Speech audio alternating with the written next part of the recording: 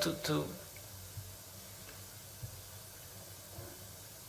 choose how people live and behave and so on. Well, you can't teach me how to behave. I don't like your behavior yourself. So where do you stand to tell me how you should behave? Who are you?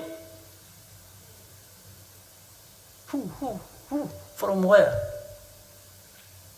Telling me what? So let me tell you, and maybe we should wind up this. Those who think they just turn this, we have had enough in our history that we don't need any more of nonsense. But what I promise is those who are my age, or even those who are younger, who are 50, and behind these things trying to, you will grow old and leave this earth with me without seeing that change you are hoping for.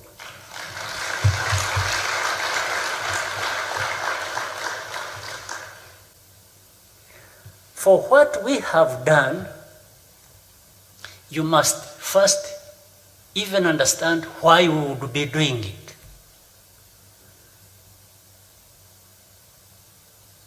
Why would we be doing what you are accusing us of doing? Why don't people then address that is causing us to do what we are accused of doing?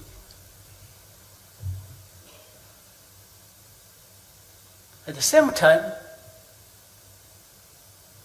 we warned people, and I want to warn people today, when shells were crossing our border and landing on our territory. There is a lot we said about it. When FDLR crossed our border and killed people in Chinigi, literally shutting down that area rich in tourism. And that was the purpose.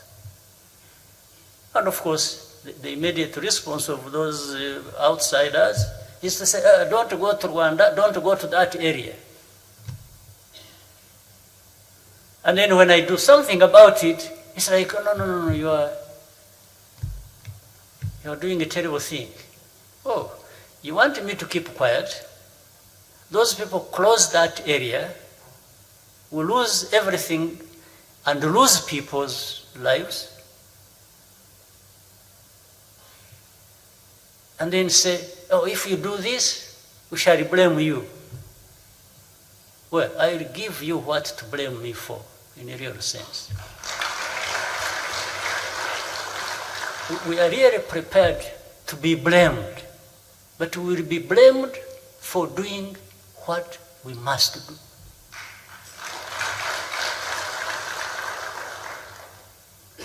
What people they talk about interests and so on in Congo, I am not opposed to anybody's interests anywhere. How can I be opposed to your interest in Congo if you have interest there? It's none of my business.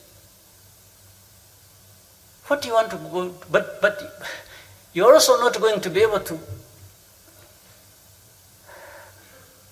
have your interests fulfilled if there is no peace. I don't understand the calculation. You allow turmoil to go on. There are simple things that could be done to address the problem. You don't mind that turmoil goes on, but you expect to have your interests safeguarded. I don't understand. The interest we have as Rwanda is completely different from what people call interest. First, our interest is even survival. this little Rwanda must survive. We have that history that tells us better than anything that, yes, for anything else, we have to be there, we have to be alive.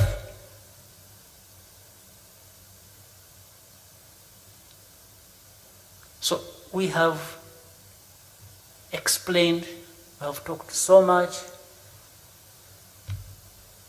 to so many, to anyone, to the powers that be. We are explaining to them simple things. They're really simple things.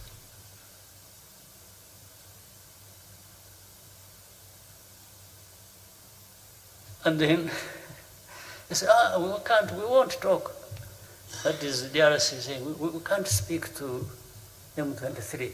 They are terrorists. Your own citizens are terrorists, fine. Go sort it out in your place.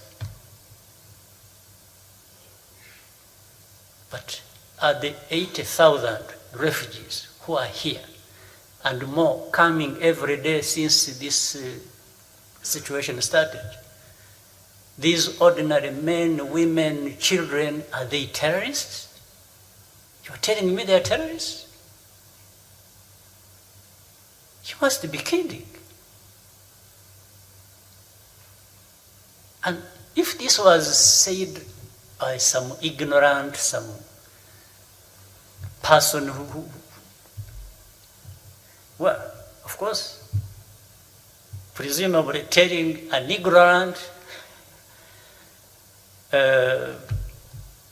some useless people, useless to themselves, meaning if Rwandans were like that and somebody decides to tell us all this, well, maybe that's fair to the situation. These are just useless, ignorant people talking to each other. But I have to tell you, we are not.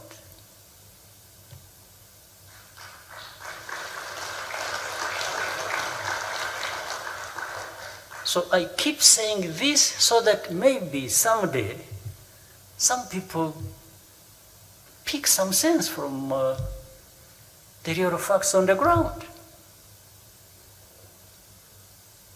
By the way, they say they won't talk to them, they want to do this, and some people support that they shouldn't talk to them. And then they add, no, but if we are to talk to them, we shall talk to them secretly, so that nobody knows that we are talking to them. I mean,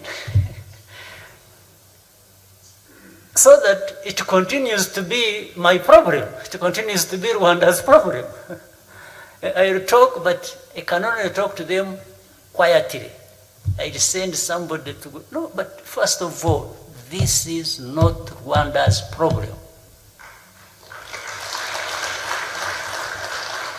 And we are going to ensure that everybody realizes that it is not Rwanda's problem. And starting with saying, those who think it is Rwanda's problem and not Congo's, first of all, remove these Congolese from here. Those who are coming in every day just on the actions of government and institutions, you will tell me government is not functioning properly or this, or that's still none of my business. If it is to be my business, it is yours also, meaning the international community. These are the ones I'm addressing. It is as much your problem as it is mine. But I'm refusing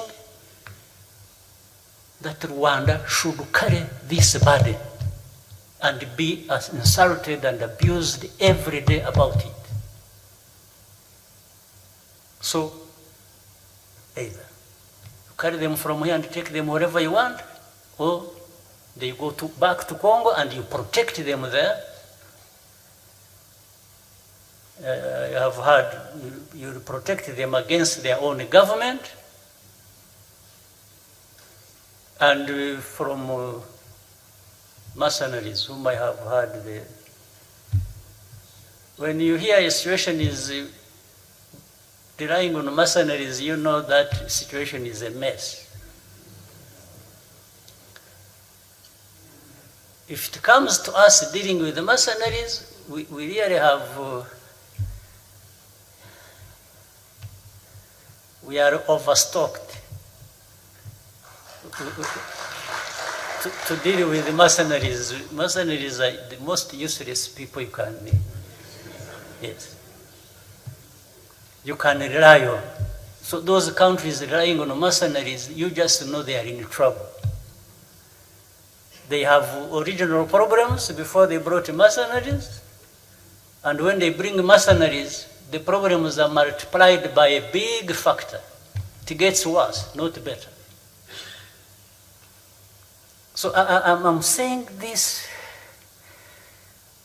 you know, with a sense of, in a way, of frustration. It's like the world has gone crazy.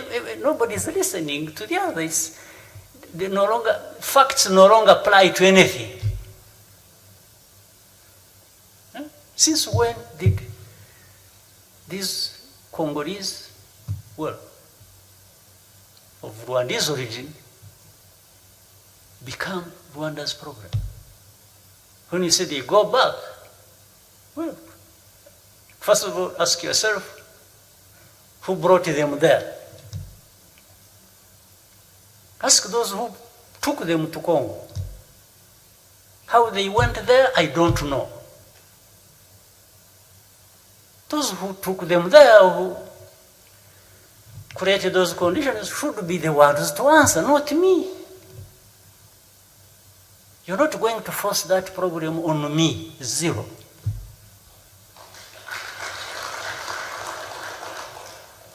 It can't happen. So I'm preparing you, those who take care of the world. They must understand this is a problem that must be addressed among others.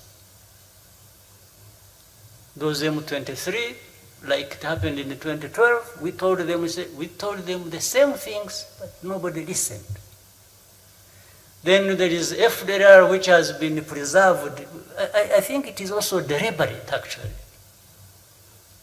For FDLR and the affiliate groups to be there for these last decades can't be by accident. No. It cannot be by accident.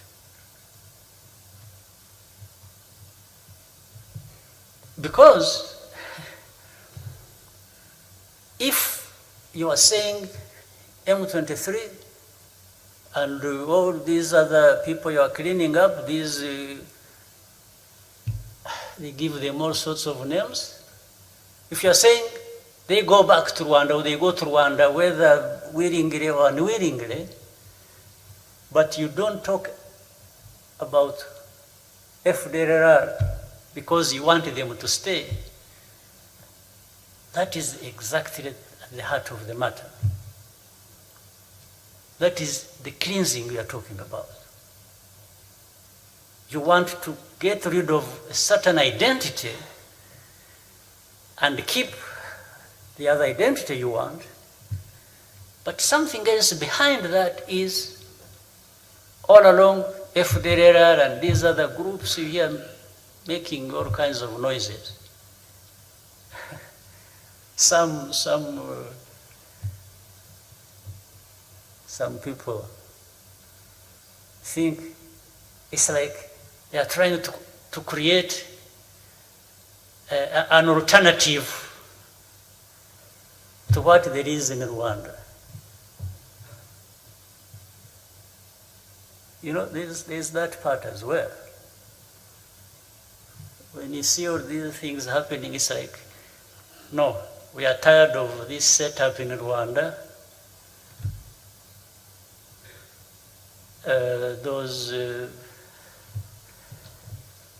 So they want these Kagames and these RPF and these others, you know, say Rwanda lacks freedom. there's no freedom, there's no democracy. But you are the first person denying me my freedom. Actually, Rwandans are denied their freedom. And that's why people are trying to find alternatives for them. So, I want again to assure everybody, as you know, and I'm sure you know this because you are part of it,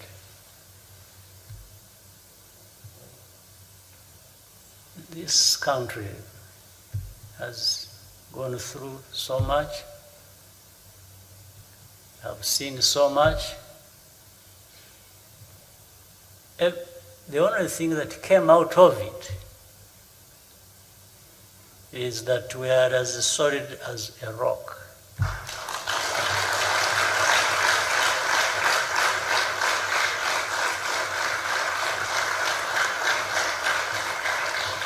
So those who get involved with all kinds of games against us,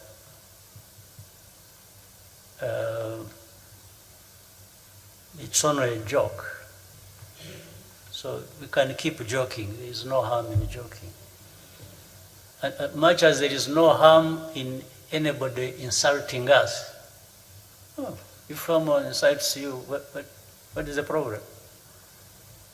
As long as you don't get diverted from what you are doing for yourself, what is the problem? If you attack me, we fight. I fight back. If you want us to work together, we work together. And by the way, we can be the best of friends with people.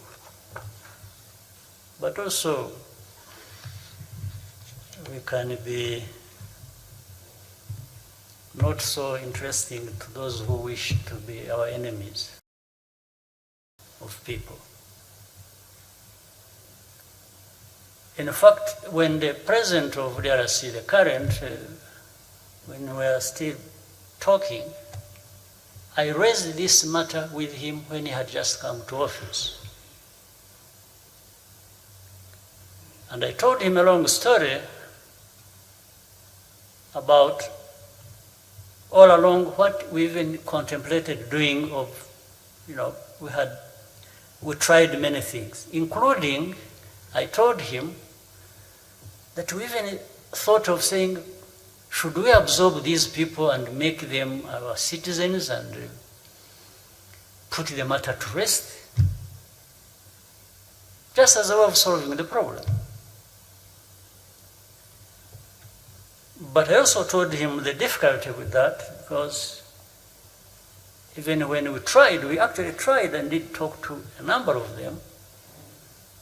At the same time, some countries, whether it was Europe or America or wherever, they were actually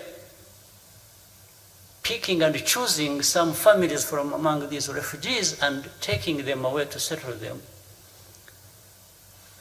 in those places. That's fine.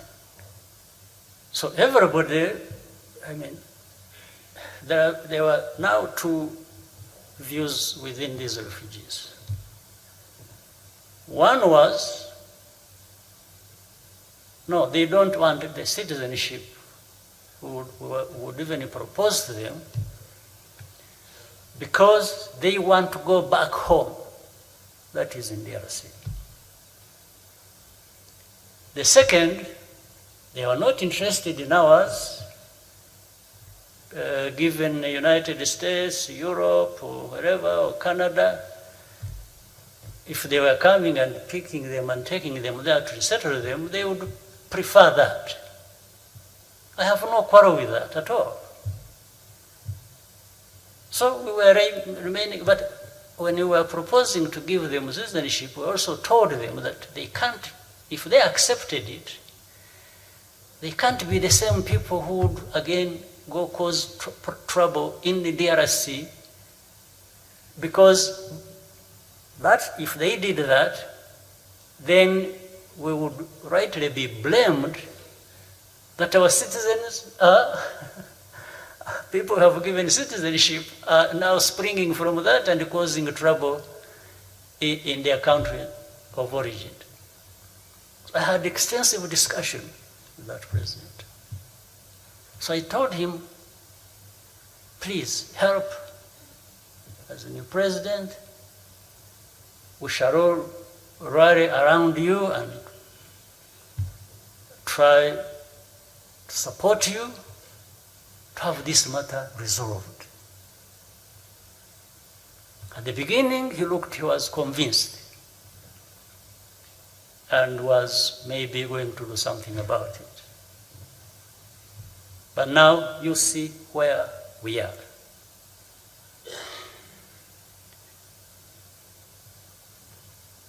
Another thing, when you have seen the whole world, but based on what the government in DRC is talking about, is blaming us, we are supporting M23, and then M23 must go back to where they came from. We even try to explain almost on a regular basis how those people fighting there did not actually come from here. Little did I know that those who say it are actually saying, oh, these are Tutsis from Rwanda as of origin, even if it is 100 years ago. So they must go back to Rwanda.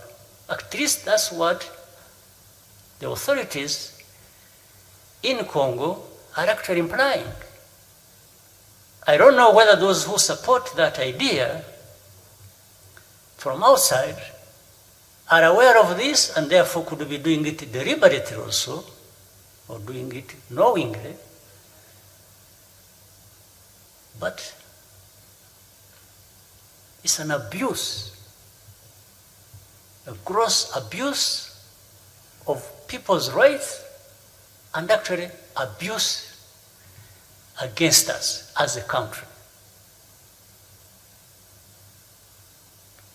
And that's why there is a difficulty when people are saying, oh, you talk to, no, I can't talk to M23, they are terrorists, But, and some people we thought should be clear about this, go along, and then we are the ones, that is Rwanda, who must carry that burden and be held responsible for the turmoil that is going on in that part of the country. This is the basis on which I absolutely reject and have objection to these constant statements being made, to the point that we are abused, that we're also responsible for hate speech, meaning we're also responsible for ethnic cleansing. We? Absolutely not. Now, the group of experts write so many things in their report. Some blamed on Rwanda, others blamed on DRC. But somehow, in the end, the story emerges, no, what people are interested in are those things being said about Rwanda. What is being said about DRC is, where we told the DRC to tell those people who are involved in hate speech, but it is not just hate speech, they are even killing people. Up to this day, we are receiving refugees. Yesterday, there were refugees crossing the border coming into Rwanda as a result of that, just yesterday. I'm sure there will be more today. And for that, people say, you know, we have told them, you know, to tone down their language.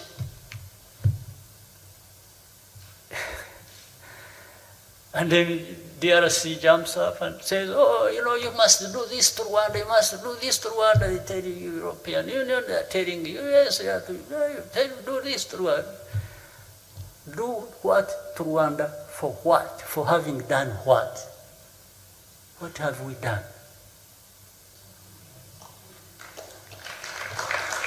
So, have a good day.